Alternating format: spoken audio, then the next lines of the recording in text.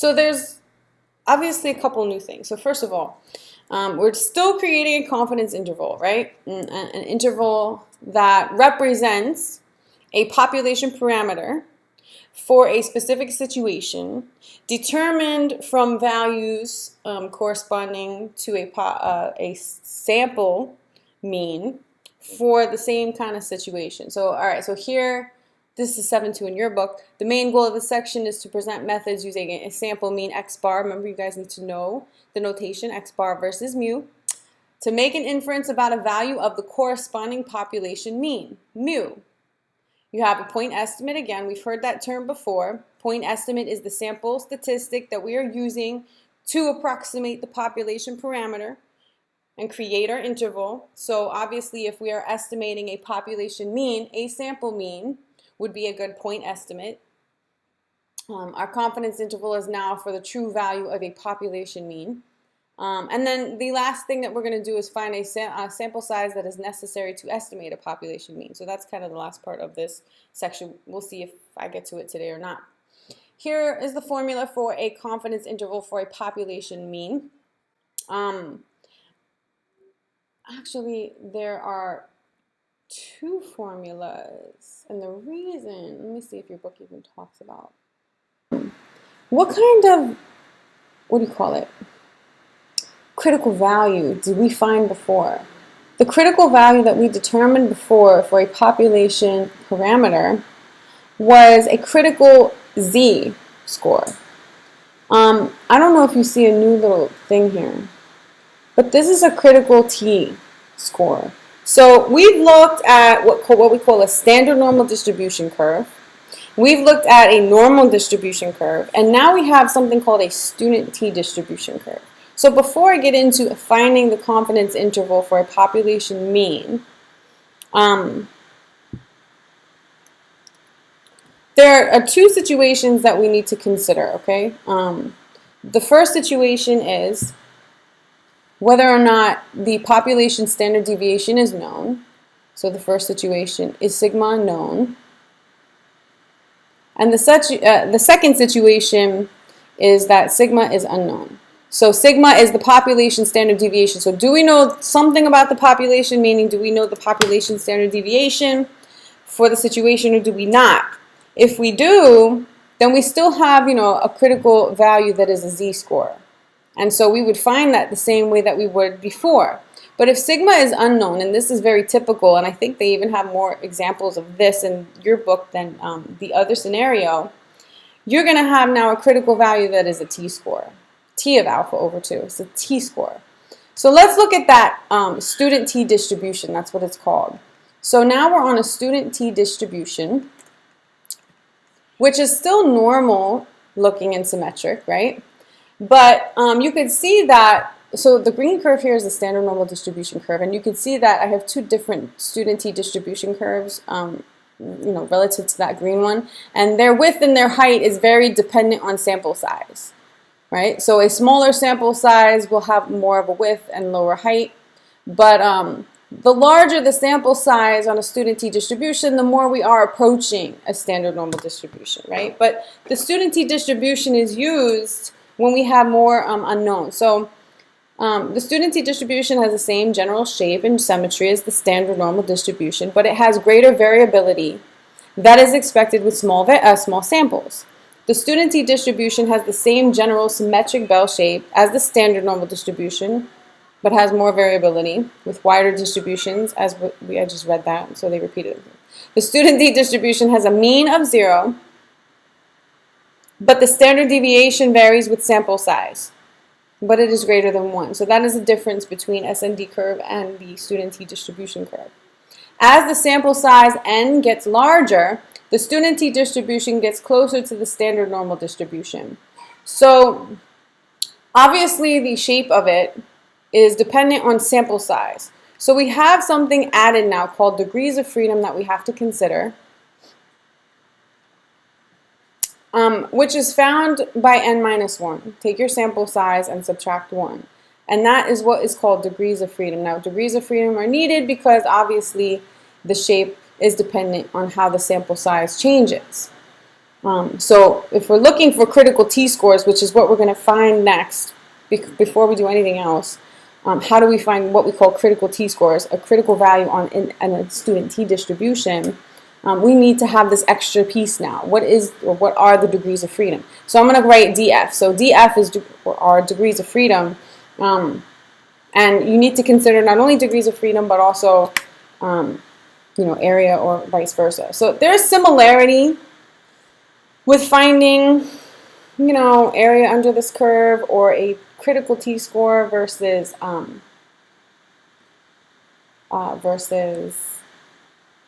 the student the standard normal distribution, but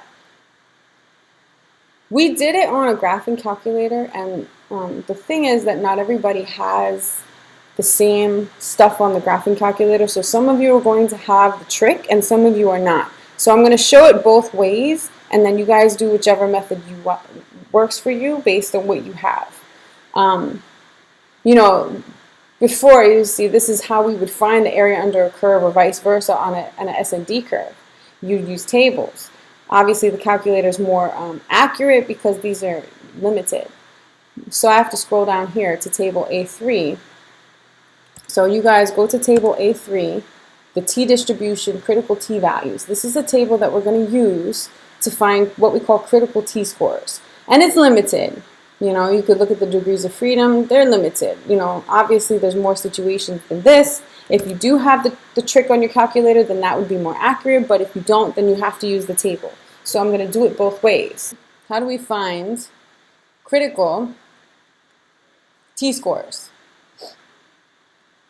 So let's start with a 90% confidence level, okay? So I'm given a 90% confidence level for a sample size of, let's say, 20 students or whatever. I want to find the critical t-score corresponding to this confidence level and this sample size. So before, when we did a critical value, we did a critical z-score, right? And the critical t-score, the critical t-score is this notation. T of alpha over 2. So it's a very similar notation to the z-score, but it's t instead of z. So it still kind of does the same thing. So this is an area, and you're finding the t-score corresponding to that area. So that area alpha is found by the confidence level.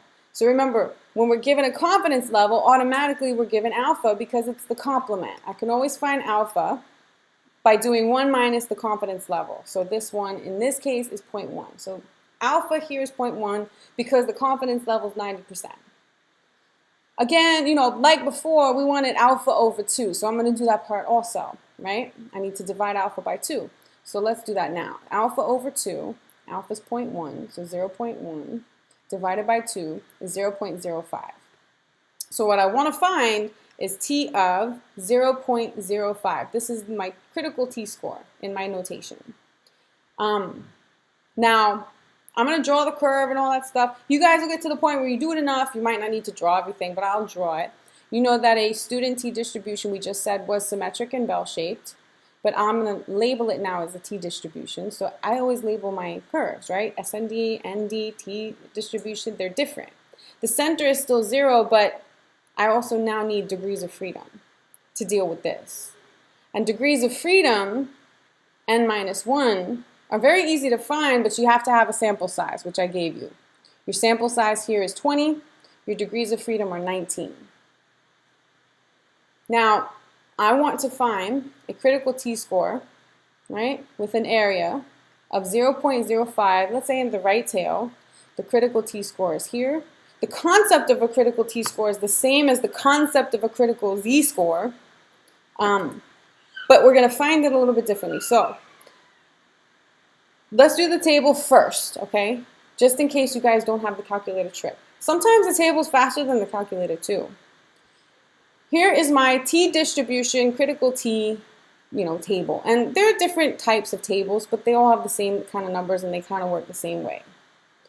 You'll see here that at the top, you're given or you're asked or whatever, for the area in one tail, you have the area in two tails, and over here you have degrees of freedom. The body of this table represents t-scores, right? So your t-scores are in the body. Your area is at the top and your degrees of freedom are on the left. So area in one tail, here is an area in one tail of 0.05.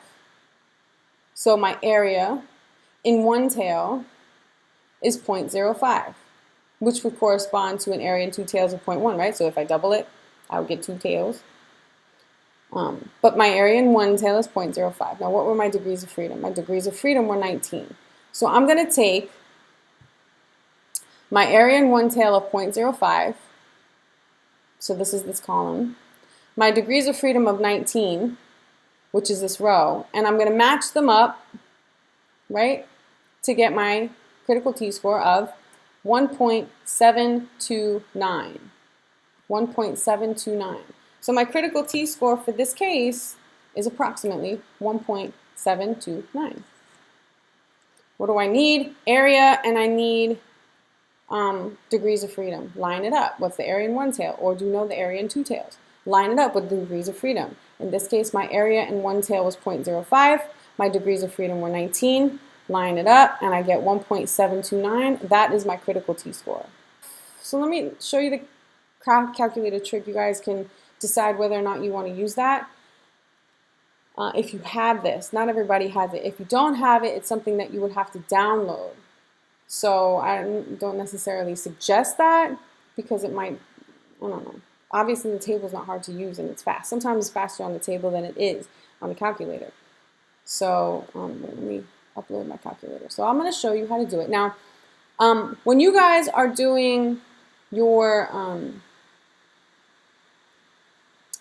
critical z-score, right? You guys use inverse norm, right?